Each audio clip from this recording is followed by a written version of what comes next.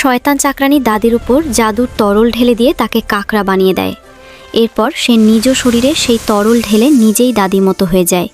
তারপর চাকরানী দাদিকে নিয়ে নদীর তীরে ফেলে দিয়ে জোরে জোরে হাসতে থাকে। এরপর বাড়িতে গিয়ে সে মেকআপ করে দাদির মতো সাজে।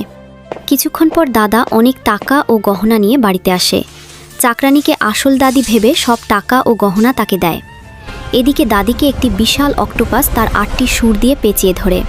এই দৃশ্য মৎস্যকন্যা দেখতে পেয়ে দ্রুত গিয়ে অক্টোপাসের সাথে লড়াই করে তাকে পরাজিত করে। এরপর মৎস্যকন্যা কাকড়ার উপরে জাদুর তরল ঢেলে দেয়। সঙ্গে সঙ্গে দাদি আবার তার আসল রূপে ফিরে আসে। বাকি তরল মৎস্যকন্যা দাদির হাতে দিয়ে দেয়। দাদি দৌড়ে বাড়িতে গিয়ে চাকরানীর উপর সেই তরল ঢেলে দেয়। সঙ্গে সঙ্গে চাকরানী আবার তার আগের রূপে ফিরে আসে। এটি দেখে দাদা খুব রেগে যায় এবং চাকরানীকে ঘাড় ধাক্কা দিয়ে বাড়ি থেকে বের করে দেয়। এদিকে মৎস্যকন্যা কান্না করতে থাকে, কারণ কেউ তার জন্য লাইক বা